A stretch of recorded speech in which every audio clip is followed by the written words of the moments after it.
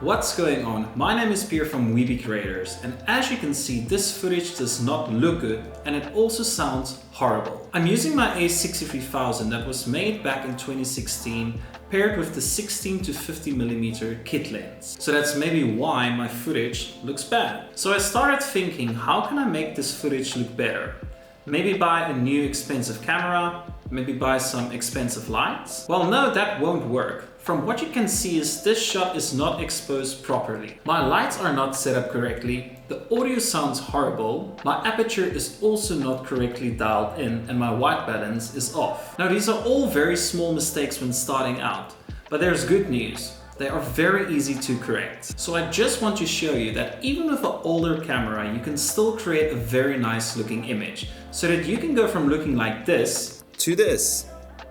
So the first thing that we need to fix is the audio. What I like to use is the TASCAM DR05 external recorder. The difference that this recorder makes is huge. Okay, so now I'm using the TASCAM DR05 external recorder. And doesn't the audio sound so much better? You can get the TASCAM DR05 on Amazon for around $100. If you want to try something that's cheaper for around $20, you can get a Boya lav mic. And that also works fine, plus you can plug it straight into your camera. So step 1, get better audio, and some people might even continue watching, even if your image is not that great. Step 2 is going to be all about your camera settings. Now here is where I have to disclose. I can't show you my exact settings that I'm using because I'm using the Canon EOS Pro colors for my Sony A6300. So when you buy the Canon EOS Pro colors, they ask you nicely not to share any of the information because you pay quite a bit of money for it. But I have a link below if you are interested in buying the colored profiles. They were a game changer for me, but that's for another video. So let's start by changing the ISO and the f-stop to get the exposure meter to read 0. With this picture profile that I'm using, you do not want to expose to the right. You want it to say exactly 0 in the middle. Okay, so now you can see what it looks like when everything is exposed properly.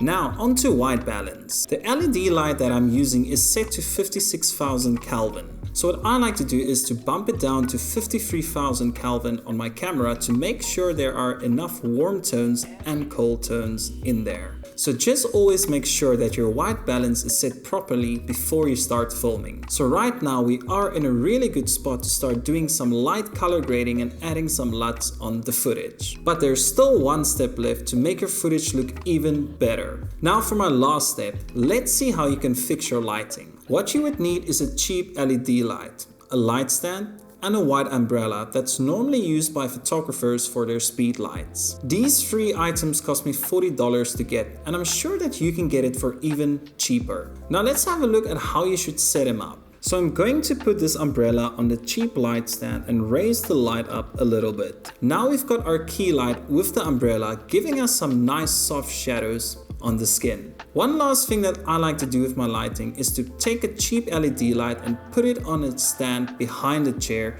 so that it would shine up against the wall behind me. This will create some added depth to your footage and will make you stand out just a bit more.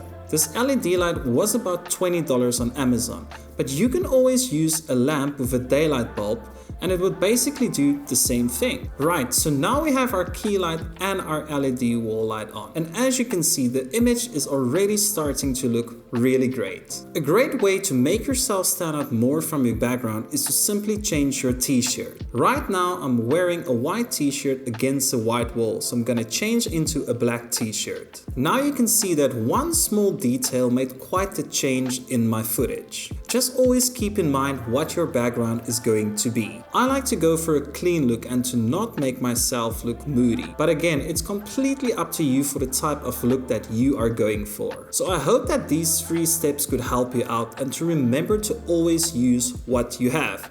There's always room for improvement. I would love to hear what you think, so please leave your comments down below. Thanks for watching till the end and remember, stay creative.